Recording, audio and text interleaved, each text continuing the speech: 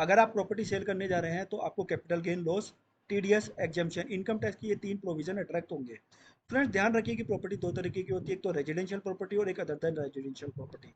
आने वाले वीडियो में जब तक स्पेसिफिक मेंशन नहीं किया जाए तब तक ये मान के चलिए कि सारे प्रोविजन दोनों प्रॉपर्टी पर एप्लीकेबल होंगे। जब आप प्रॉपर्टी को सेल्स करते हो तो आपके पास में दो दो टाइप के ट्रांजेक्शन हो सकते हैं, या तो आपको उस प्रॉपर्टी से गेन हुआ हो या उस प्रॉपर्टी से लॉस हुआ हो। गेन अगर हुआ है तो वो शॉर्ट टर्म कैपिटल गेन है या लॉन्ग टर्म कैपिटल गेन है, वो किस तरह से पता चलेगा? अगर आपने उस प्रॉपर्टी को सेल करने से पहले 2 साल के अंदर उसको 2 साल तक ही रखा है या उससे कम रखा है और उसको सेल्स कर दिया है तो वो शॉर्ट टर्म असेट्स माना जाएगा। अगर मैं इसकी रेट की बात करूँ तो इस पर जो है आपकी टैक्स स्लैब रेट के अकॉर्डिंगली टैक्स रेट लगता है। लॉन्ग टर्म कैपिटल गेन का मतलब ये हुआ कि प्रॉपर्टी को सेल करने से पहले आपने उसको मोर देन 2 ईयर्स अपने पास में रखा हुआ है, और अगर इस पर टैक्स रेट की बात करूँ तो 20% टैक्स रेट इस पर लगता है। इसके अंदर इंडेक्सेशन का बेनिफिट मिलता है, मतलब कि लॉन्ग टर्म कैपिटल गेन में इंडेक्सेशन का बेनिफिट मिलता है। इंडेक्सेशन का बेनिफिट से मतलब यह है कि 2000 में फॉर एग्जांपल एक प्रॉपर्टी खरीदी जिसकी वैल्यू 1 लाख रुपए थी। उस टाइम इंडेक्सेशन चल रहा था 100 रुपये। आज इंडेक्सेशन चल रहा है 380 रुपये, तो उस प्रॉपर्टी की वैल्यू 3,80,000 हो जाएगी। फ्रेंड्स अब ये तो बात हुई कि जब कंसिडरेशन आपके कॉस्ट से ज़्यादा हुआ तो आपको गेन होता है। वहीं अगर कंसिडरेशन आपकी कॉस्ट से कम हुआ तो आपको लॉस होता है। लॉस के केस में क्या होता है कि करंट ईयर या सब्सिक्वेंट ईयर में उसको कैसे एडजस्ट किया जाएगा वो देखने वाली बात है। फ्रेंड्स सबसे पहले तो ये ध्यान रखिए कि सेल ऑफ प्रॉपर्टी होती है तो उसको जो उसका जो लॉस है उसको अन्य प्रकार की कैपिटल असेट्स जिसमें कि स्टॉक, म्यूचुअल फंड और अनदर प्रॉपर्टी है उससे सेट ऑफ किया जा सकता है। इसमें एक ध्यान देने वाली बात यह है कि शॉर्ट टर्म कैपिटल लॉस को शॉर्ट टर्म और लॉन्ग टर्म दोनों तरीके के कैपिटल गेन से एडजस्ट किया जा सकता है। लेकिन जो लॉन्ग टर्म कैपिटल गेन है ना, वो only long term capital gain loss जो है वो only long term capital gain से ही सेट ऑफ होगा।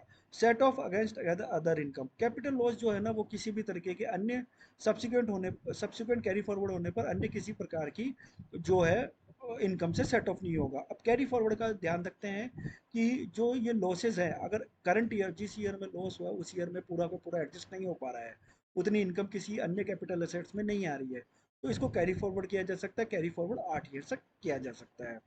अब जो इसका यूटिलाइजेशन होगा ध्यान रखिए कि वो उसी कैपिटल असेट्स मतलब कैपिटल असेट्स की जो इनकम हुई है उसी से एडजस्ट होगा। अन्य प्रकार की इनकम जैसे सैलरी और बिजनेस इनकम से इसको एडजस्ट नहीं किया जा सकता है।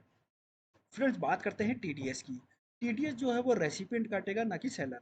अब ध्यान रखिए कि अगर प्रॉपर्टी की वैल्यू 50 लाख रुपए से ज़्यादा है तो टीडीएस जो है इस पर डिडक्ट होगा, लेकिन मान लीजिए अगर 53 लाख है तो ओनली 3 लाख रुपए पे ही टीडीएस डिडक्ट होगा। टीडीएस की रेट जो है 1% है। इसी के साथ साथ ध्यान रखिए कि जो आपका कैपिटल गेन कंसिडरेशन है वो आप हमेशा स्टाम्प वैल्यू की जो वैल्यूज़ है ना प्रॉपर्टी की उससे निकलेगा। फॉर एग्जाम्पल आपको एग्रीमेंट हुआ 15 लाख का, लेकिन अगर कंसिडरेशन आपको स्टाम्प वैल्यू जो है वो आप 20 लाख रुपए से पे कर रहे हो तो 20 लाख रुपए आपका कैपिटल गेन माना जाएगा। फ्रेंड्स टीडीएस जो है वो at the time of payment जो है सेलर को उस टाइम पे डिडक्ट किया जाएगा। इसके लिए जो रेसिपिएंट उसको 26 क्यूबी एक फॉर्म इशू करना पड़ेगा। फ्रेंड्स ध्यान रखिए कि अगर मोर देन वन सेलर है तो दोनों के नाम से उनके प्रोपोर्शनेट बेसिस के ऊपर आपको टीडीएस डिडक्ट करना है रेसिपिएंट को, और जो भी कंप्लाइंसेस है टाइमलाइंस के अकॉर्डिंगली उसको फॉलो करना है। अब अगर हम एग्जाम्पशन की बात करें, एग्जाम्पशन कब मिलेगा? जब लॉन्ग टर्म कैपिटल गेन होगा। फ्रेंड्स यहाँ पर ध्यान रखिए कि स्पेसिफिक ये प्रोविजन सेक्शन 50 रेजिडेंशियल प्रॉपर्टी के ऊपर एप्लीकेबल होता है। अगर आपने रेजिडेंशियल प्रॉपर्टी जो कि हाउस हो सकता है, प्लॉट ऑफ लैंड हो सकता है, उसको सेल किया और उससे जो कैपिटल गेन बना उसको अगर अनदर रेजिडेंशियल प्रॉपर्टी के अंदर आपने री इन्वेस्ट कर दिया तो आपको कैपिटल गेन पर कोई टैक्स नहीं देना होता। लेकिन इसकी कुछ कंडीशंस होती हैं, जैसे कि जो न्यू प्रॉपर्टी आपने परचेज किया है वो ओल्ड प्रॉपर्टी के सेल करने से 1 साल पहले या ओल्ड प्रॉपर्टी के सेल करने से 2 साल के अंदर अंदर आपको न्यू प्रॉपर्टी परचेज करनी है। और अगर आपने कोई कंस्ट्रक्शन वाला बिल्डिंग या हाउस लिया है तो 3 ईयर्स के अंदर अंदर आफ्टर सेल जो है कंस्ट्रक्शन हो जाना चाहिए। कैपिटल गेन जो आपको अराइज हुआ है प्रॉपर्टी सेल करने से उसका यूटिलाइजेशन परचेज और कंस्ट्रक्शन ऑफ न्यू प्रॉपर्टी के अंदर ही करना होगा। एंटायर कैपिटल गेन अगर आपने री इन्वेस्टमेंट नहीं किया तो जो रिमेनिंग अमाउंट है उस पर आपको लॉन्ग टर्म कैपिटल गेन देना होगा।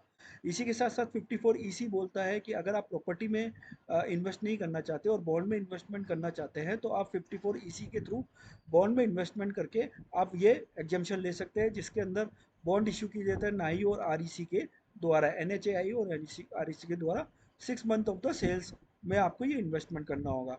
जो मैक्सिमम अमाउंट आप इन्वेस्ट कर सकते हैं फॉर फाइनेंशियल ईयर वो 50 लाख रुपए। लॉक इन पीरियड जो है इन बॉन्ड का 5 साल रहने वाला है। If bond is converted into money with in 5 year, the capital will be taxed in the year of transfer. इसी के साथ साथ 54F ध्यान रखिए कि ये आपका अदर देन रेजिडेंशियल प्रॉपर्टी है।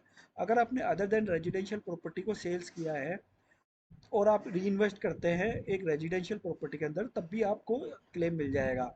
इसकी जो कंडीशन है वो सेम है कि जो आपने ओल्ड प्रॉपर्टी सेल की है उससे 1 साल पहले आप रेजिडेंशियल प्रॉपर्टी परचेस कर सकते हैं, या 2 साल के बाद में रेजिडेंशियल प्रॉपर्टी परचेस कर सकते हैं, या कंस्ट्रक्शन जो है 3 ईयर के अंदर अंदर करना है। बस एक कंडीशन जो है ये है कि जो एंटायर कंसिडरेशन मिला, मतलब 10 लाख आपका कैपिटल गेन है और 1 करोड़ रुपये आपका बेसिक वैल्यू, मतलब 1 करोड़ 10 लाख आपको कंसिडरेशन मिला है, तो पूरा का पूरा कंसिडरेशन ही आपको जो है री इन्वेस्ट करना होगा न्यू प्रॉपर्टी को परचेस करने में in order to claim full exemption.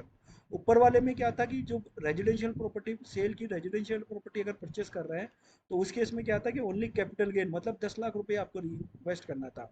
यहाँ पर पूरा 1 करोड़ 10 लाख रुपये री इन्वेस्टमेंट करना है। जॉइंट ओनरशिप के केस में दो जो टैक्स बेनिफिट है वो दोनों जॉइंट ओनर्स ले सकते हैं।